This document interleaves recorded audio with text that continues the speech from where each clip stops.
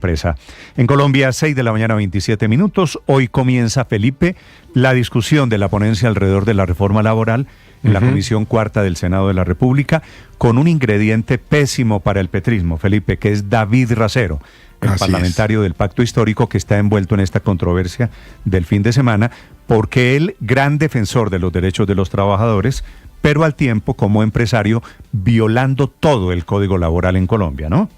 No, pues bien lo decía usted temprano, jornadas de 13 horas, la cajera debe limpiar los pisos, lavar los baños, hacer la pulpa, cortar la fruta, 78 horas a la semana, bueno, en fin, toda la violación al Código Laboral, pero es que súmele a esto también la revelación de las últimas horas en donde se le ve también pidiendo puestos en el SENA, y pone a negociar los puestos a un tío suyo, es decir, un clarísimo tráfico de influencias. Lo decía bien usted, doble rasero. Toda la mala hora, Felipe, para el parlamentario David Racero. Pero si además el comunicado que sacan esto es un comunicado en el que dice que está preocupado que porque le interceptan sus llamadas, que como así, que fue lo que pasó, habla de Pegasus, habla de todo, no niega las acusaciones principales, y además trata de lavarse las manos. Mire, es un impresentable, Felipe, el señor David Racero. Tanto pues para que personajes como el señor Wilson Arias, que no es propiamente pues un santo, haya dicho que se avergüenza de él. Es una vergüenza, pero Felipe, doble rasero tiene Racero y muchos de ellos. La lección del caso Racero es que esas condiciones laborales no tienen nada que ver ni con la extrema derecha ni con la extrema izquierda. No. Hay unas personas que violan todos los códigos laborales, sí, el señor Racero inclusive, que de día predica las dignidades laborales, sí, la precarización, que está en contra de la precarización laboral, y en la noche está contratando a sus trabajadores. Se rasga las vestiduras, ¿no? En los debates. Sí. Y además acuérdese usted que Racero fue uno de los promotores con Claudia López del estatuto, o no del estatuto, sino del plebiscito por la anticorrupción. No, todo mal. De la consulta anticorrupción, Felipe, en el 2018, David Racero fue uno de los impulsores.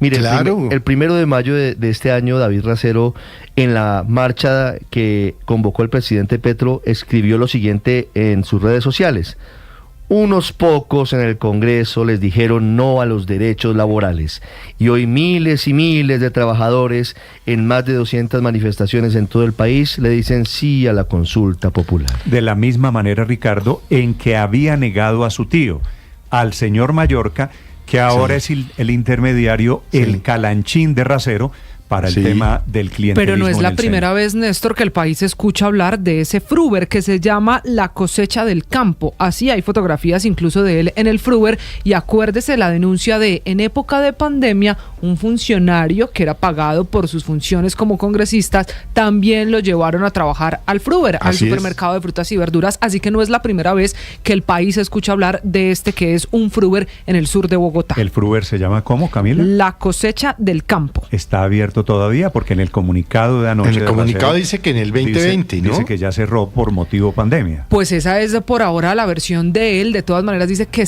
pues lo que hemos podido averiguar, Néstor, es que se vendió, pero si está o no todavía abierto, pues no lo confirma el doctor Racero, porque en el comunicado de ayer, donde dice que esto fue 2020 y que ya no hay ninguna palabra de lo de fondo. Van a escuchar ninguna ustedes respuesta. Los audios en donde Racero, audios revelados por Daniel Coronel, que Racero no desmiente, en donde Racero aparece contratando a la cajera, que va a hacer de todo: limpiar baños, trabajar 13 horas diarias, empacar la pulpa, limpiar los pisos, 6 días a la semana. Ellos saben, Néstor, que tienen que hacer de todo. Lo dice sin ningún asomo de vergüenza, hablando del horario, del salario, de las condiciones laborales.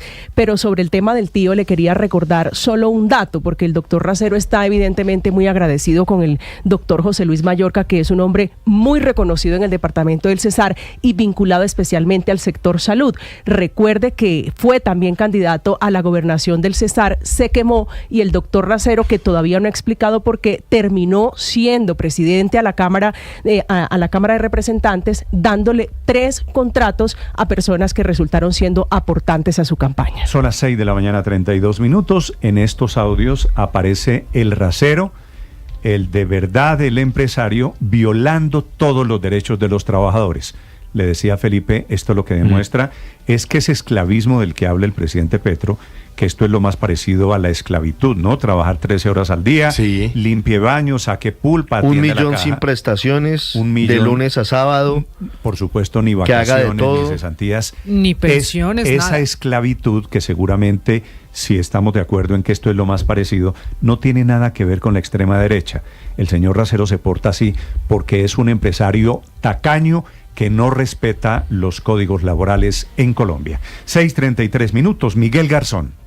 Buenos días, Néstor. El congresista David Racero está nuevamente en el ojo del huracán. Una figura destacada del petrismo y expresidente de la Cámara de Representantes fue señalado este fin de semana de ser inconsecuente entre lo que dice y lo que hace, entre su discurso político y sus acciones fuera del escenario público, pues el periodista Daniel Coronel, en su columna de este domingo en la revista Cambio, reveló que Racero estaría incurriendo en prácticas que contradicen todo lo que siempre ha defendido desde el legislativo, sobre todo en lo que se refiere al tema laboral. Según la publicación, Racero estaría buscando a alguien que trabaje en el Fruver, del que el congresista es propietario, pero con unas condiciones de contrato que van en contravía con lo que siempre ha profesado acerca de salarios justos, horarios ajustados a la ley y el pago de prestaciones por parte de los empleadores. En un audio de WhatsApp publicado por Coronel, se oye a Racero describiendo la oferta laboral, que paga 1 millón de pesos al mes, que no tiene prestaciones, con una jornada de 13 horas de 7 de la mañana a 8 de la noche y solamente con un día de descanso a la semana. El pago es de 1 millón mensual, no tiene prestaciones, no tiene nada, 1 millón, y si toca decirle que es tiempo completo, 7 de la mañana a 8 de la noche, ellos saben, sí, pero toca decirle un día de descanso a la semana, ellos sí tienen un día de descanso, que nos toca después ver cómo lo cubrimos y ya. Esta es la oferta para el puesto de cajera, pero como lo dice Racero, la persona que acepte el puesto tiene que estar dispuesta a todo y cumpliendo todo tipo de labores. Ellos tienen que todo, ellos son toderos, no solo caja, ¿no? Sino que también arreglan, hacen pulpa, hacen aseo, lavan baños, lavan los pisos, arreglan obviamente la comida, o sea, estar dispuesto para todo. O sea, cajera, pero de todo. Pero este no es el único escándalo que está salpicando a Racero. El viernes pasado, Daniel Coronel también publicó otros mensajes en los que se evidenciaría su participación en una supuesta operación de reparto de cargos y contratos dentro del SENA, el Servicio Nacional de Aprendizaje, acuerdos de tinte clientelista con el propósito de ubicar personas puntualmente en la seccional del departamento del Cesar afines a su causa y sin levantar sospechas entre los trabajadores sindicalizados de la institución, todo con la participación del director del SENA, Jorge Eduardo Londoño, y de los cuales saldría ampliamente beneficiado el tío del legislador, José Luis Mayorga.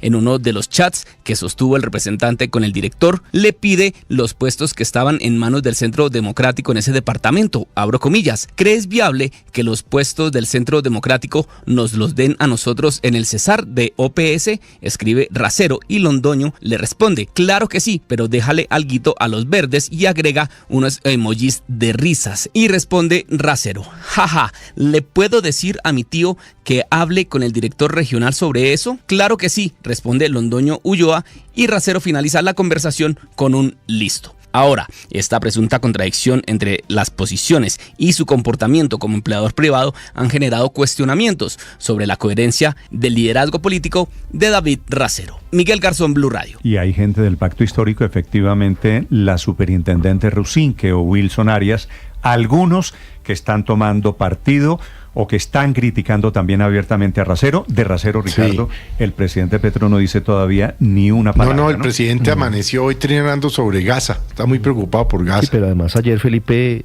estuvo muy activo, ha estado muy activo este fin de semana en redes sociales, pero se le ha olvidado al presidente Petro referirse al escándalo de su escudero David Racero, que es un hombre muy cercano al presidente Petro desde hace muchos años. Es uno de los líderes juveniles que vienen con la Bogotá humana, imagínese usted, desde la época en la que Gustavo Petro fue alcalde de Bogotá. No es un recién llegado al petrismo, es un petrista de base y ha hecho todo el proceso, y por eso extraña que el presidente no haya dicho una sola palabra. 6 de la mañana, 37 minutos. Racero se refugia en una investigación que tiene en la Corte Suprema de Justicia para decir que tiene reserva, que no es cierto.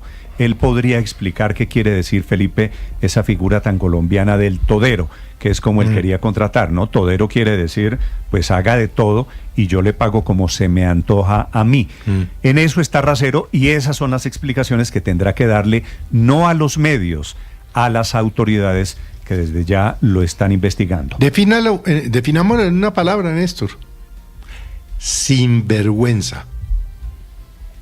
Felipe, a mí me parece que es un cínico, porque de día predicar los derechos laborales y en la noche estar contratando a una persona en estas condiciones, lo que demuestra efectivamente es la terrible contradicción. Les presento la respuesta de Racero. ¿Sabe qué es? Un HP, un honorable patrón. Honorable patrón. Sobre el honorable patrón. La respuesta de Racero es Lobodan Wilches. Así es, Néstor, muy buenos días. Pues el representante de la Cámara, David Racero, sin responder de manera puntual a las denuncias del periodista Daniel Coronel, se defiende y asegura que todo se trata de un montaje y aclara que en 2024, como lo mencionábamos, la Corte Suprema de Justicia lo está investigando ante varias publicaciones y que esa indagación, esa investigación, dice Racero, fue por solicitud propia. En un comunicado insiste en que se trata de anónimos y de informaciones falsas. Dice además que su familia y sus amigos y todo su entorno están en riesgo por estas denuncias y recuerda sin ninguna razón el caso de las chuzadas y también menciona el caso del software Pegasus. El representante de la Cámara, Racero, no se pronuncia de manera puntual, como decimos, sobre esas acusaciones que lo señalan de participar en una operación clientelista para repartir cargos y contratos en el SENA junto a su tío José Luis Mallorca y el director del SENA, Jorge Londoño. Tampoco se pronuncia sobre la otra parte de la denuncia de Daniel Coronel, según la cual un integrante de la Unidad de Trabajo Legislativo, es decir, la UTL de Racero, identificado como Leonardo García, se le paga con dineros públicos precisamente para que atienda ese mini fruver, ese mini mercado de su propiedad.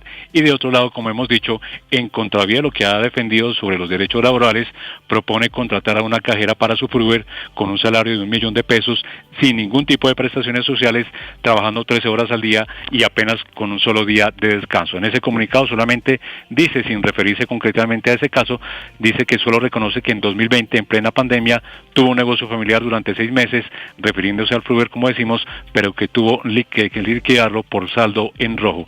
Paradójicamente, Néstor dice además que es víctima de un aniquilamiento moral y de un linchamiento mediático ante estas denuncias por su defensa, según él, de sus derechos laborales o los derechos laborales de los trabajadores, y que lo quieren convertir en un chivo expiatorio de quienes pretenden oponerse a la reforma laboral. Finalmente asegura que confía en las decisiones de la justicia y justifica que no entregue más información, como usted lo decía, a la reserva, según él, que tiene el proceso que se le adelanta en la Corte Suprema de Justicia.